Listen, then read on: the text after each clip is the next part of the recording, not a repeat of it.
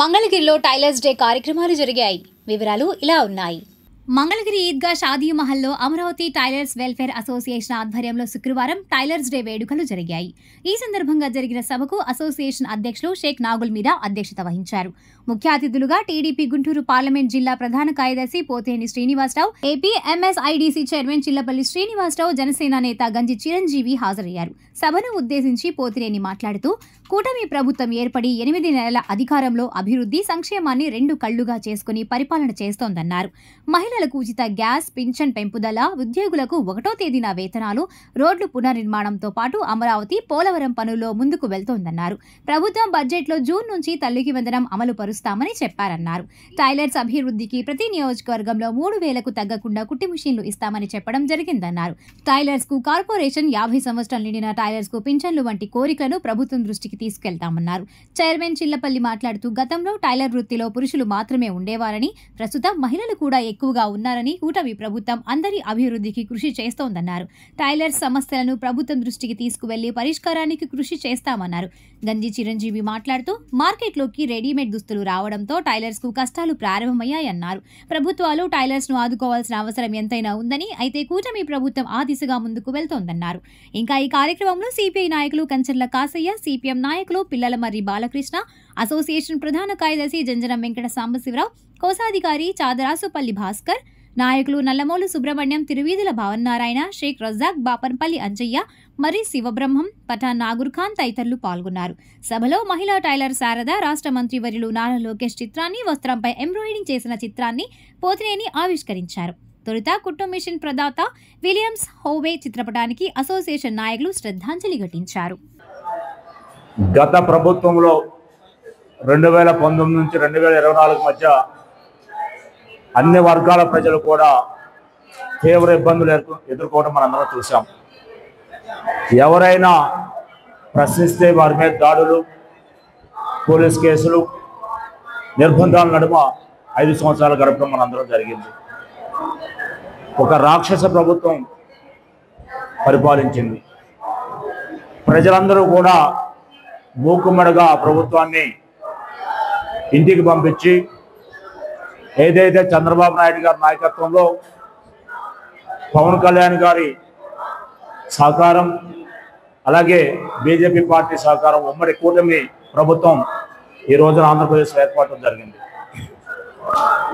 కూటమి ప్రభుత్వం ఈ రోజున అధికారంలోకి వచ్చిన తర్వాత 8 నెలలు పూర్తి చేసుకోవడం మనం అందరం చూస్తున్నాం. అలాగే ఈరోజు రాష్ట్ర బడ్జెట్ని కూడా అసెంబ్లీలో ప్రవేశపెట్టారు. అధికారం చేపట్టిన తర్వాత అభివృద్ధి, సంక్షేమాన్ని 2 కళ్ళుగా చేసుకొని ఈ రాష్ట్ర పరిపాలన చేస్తాం అందరం చూస్తున్నాం.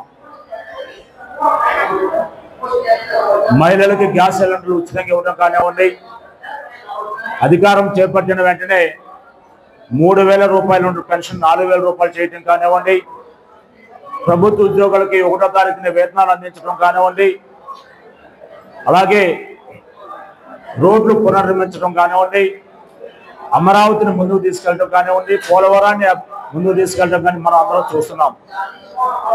అలాగే ఈరోజు బడ్జెట్లో కూడా రాబోయే రోజుల్లో మే నెల తర్వాత జూన్ నుంచి తల్లికి వందనం ప్రోగ్రాం అమలు పరుస్తామని చెప్పడం జరిగింది.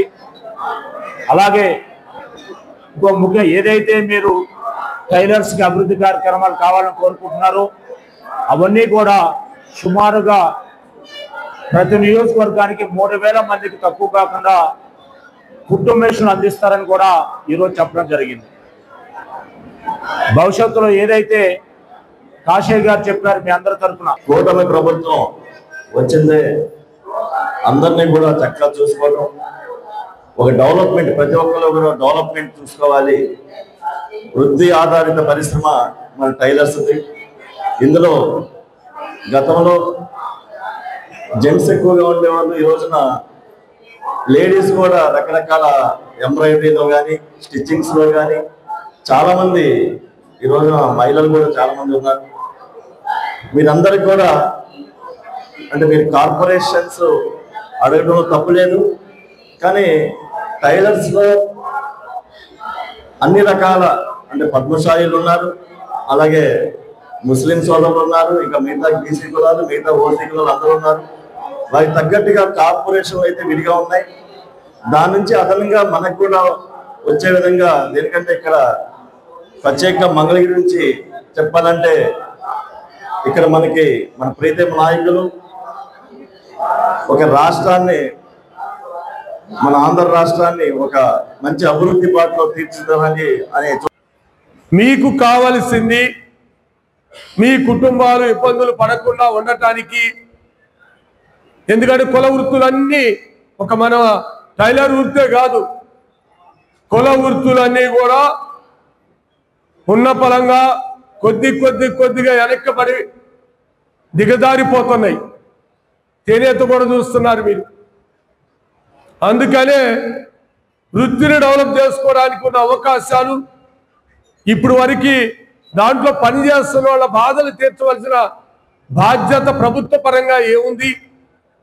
ఒక కార్పొరేషన్ ఏర్పాటు చేస్తే ఆ కార్పొరేషన్ వల్ల టైలర్స్ కుటుంబాలకి ఎంతవరకు అవకాశాలు ఉంటాయి? లేదు, ఏదన్నా సబ్సిడీలతో కూడిన లోన్లు ఇస్తే అవి మీ వృత్తిపరమైన ఎదుగుదలకి ఎంతవరకు ఉపయోగపడతాయి? మీ బిడ్డలు చదువుకోవడానికి, ఉన్నత విద్యను అభ్యసించడానికి ప్రభుత్వ పరమైన సహాయ సహకారాలు ఏమిటి? మీకు ఎక్కడైనా ఒక కాంప్లెక్స్ నిర్మించి టైలర్స్ అందరూ కూడా ఒక ప్లేస్లో వృత్తిపరంగా చేసుకోవడానికి పరిపాలన పరంగా ఇక్కడ ఇవ్వాల్సిన బాధ్యతలు ఏమిటి?